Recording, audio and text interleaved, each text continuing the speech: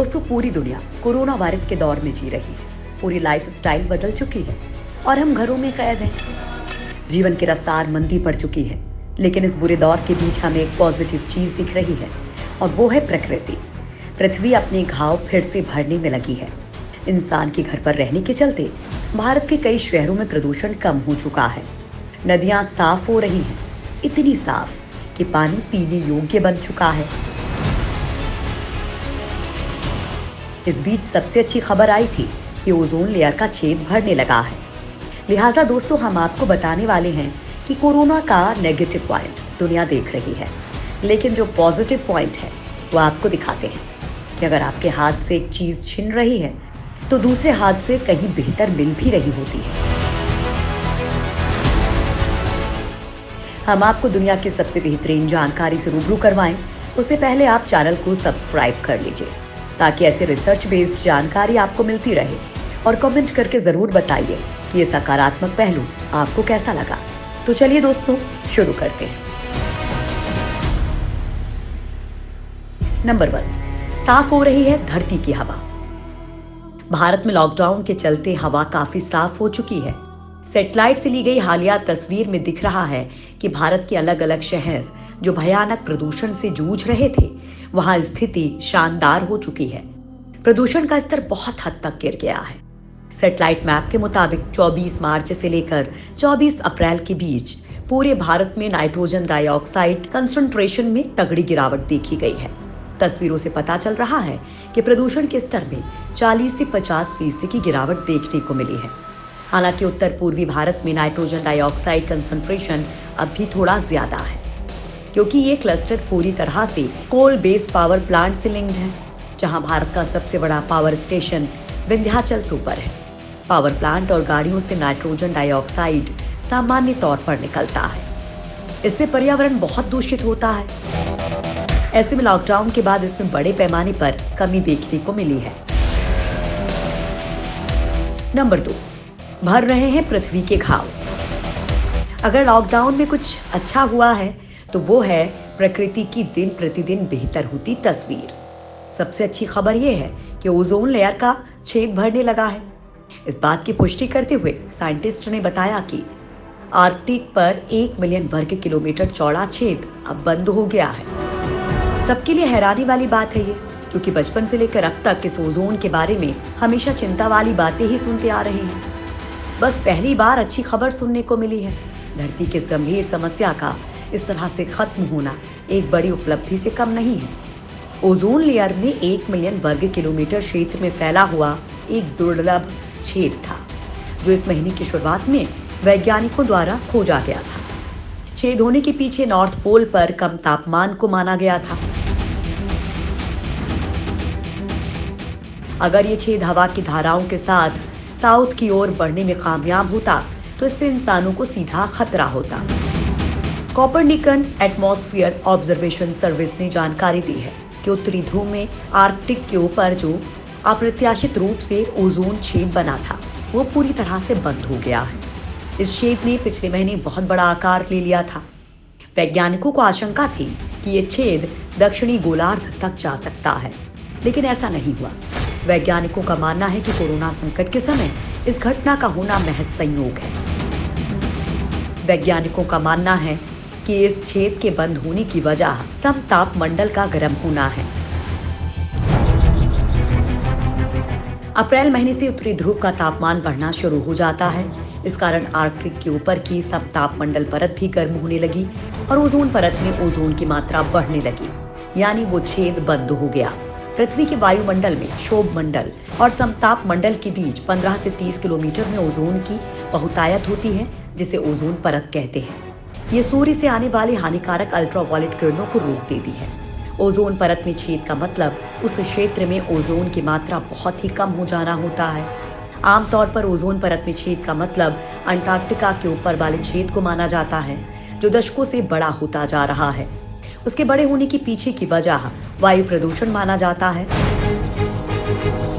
कई वैज्ञानिकों को लग रहा है कि अंटार्कटिका के ऊपर ओजोन छेद के आकार में हाल में आई कमी का जिम्मेदार कोरोना संकट भी है। कोरोना संकट के दौरान हुए लॉकडाउन के कारण औद्योगिक गतिविधियां बंद होने से कम हुए प्रदूषण की इसमें भूमिका रही है। शायद लोग अंटार्कटिक के ऊपर ओजोन छेद के बंद होने का भी यही कारण मान रहे हैं। नंबर 3, वाह, साफ होता जा रहा है पानी। देश भर में लॉकडाउन की वजह से फैक्ट्रियां बंद हैं, कल कारखाने रुके हैं, यहाँ तक कि इंसान भी अपने घरों में सिमटा हुआ है। ऐसे समय में हमारी हवाएं शुद्ध हो रही हैं, नदियां साफ हो रही हैं, प्रदूषण कम हो रहा है। इस मौके का फायदा उठा रहे हैं पशु, पक्षी और जानवर। रिसर्च रिपोर्ट्स के मुताबिक दक्षिण एशिया की नदियों में मुश्किल से देखी जाने वाली डॉल्फिन, जिसे गंगेटिक डॉल्फिन भी कहते हैं, वो कोलकाता के घाटों पर दिखाई पड़ी है। डॉल्फिन शुद्ध जल में ही दिखती है।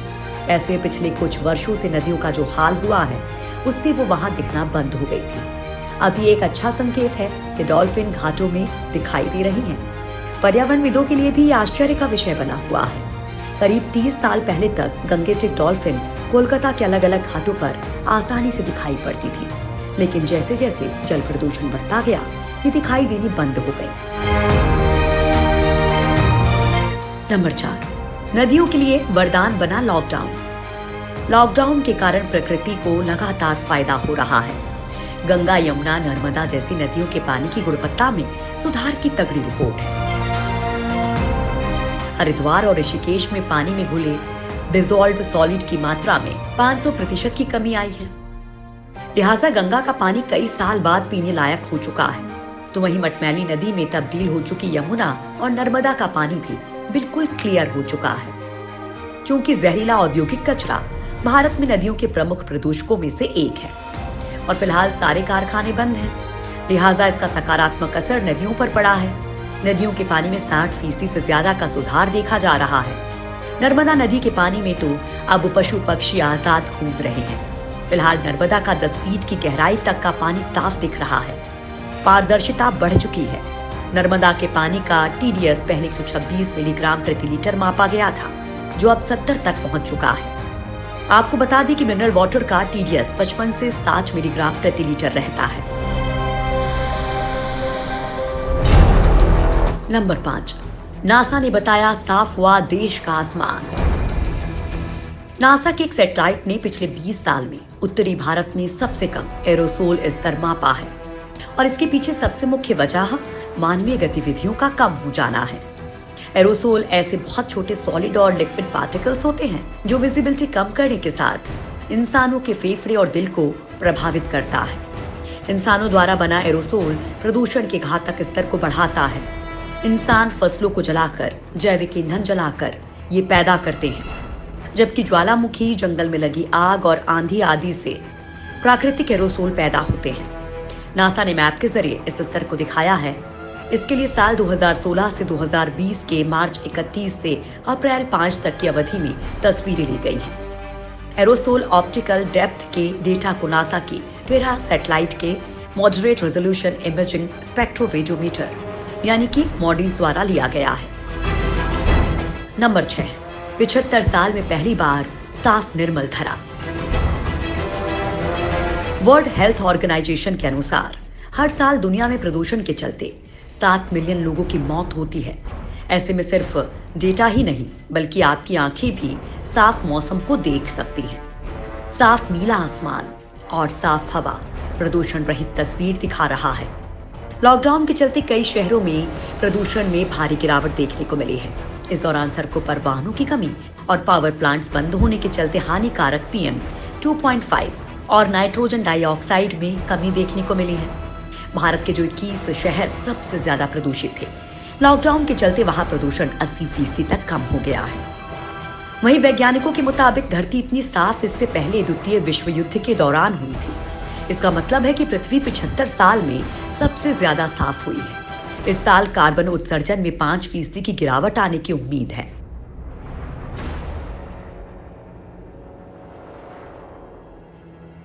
नंबर 7, मुंबई में दिखाई दिए हजारों फ्लैमिंगोस। लॉकडाउन का एक फायदा यह भी हुआ है कि सड़कों, शहरों में जानवर और पशु पक्षी आराम से घूम रहे हैं। फिर चाहे वो साउथ अफ्रीका में जंगल से बाहर आराम करते सोते शेर हों या फिर मुंबई के बीच के पास दिखाई दी गई डॉल्फिनों। जानवरों का इंसान का यूं घर पर रहना काफी पसंद आ रहा है। दिल खुश करने वाली ऐसी ही एक तस्वीर आई है मुंबई से, जहां कई सारे फ्लेमिंगोज यानी कि राजहंस दिखाई दिए हैं। झुंड में खूबसूरत चित्र बना रहे ये फ्लेमिंगोज नवी मुंबई के पास देखे गए हैं। इस तस्वीर ने कई लोगों का दिन बना दिया। इंसान के अंदर रहने के 2 महीने के भीतर प्रकृति किस कदर अपना रूप दिखा रही है। किसी ने नहीं सोचा था कि लॉकडाउन प्रकृति के लिहाज से इतना अच्छा होगा।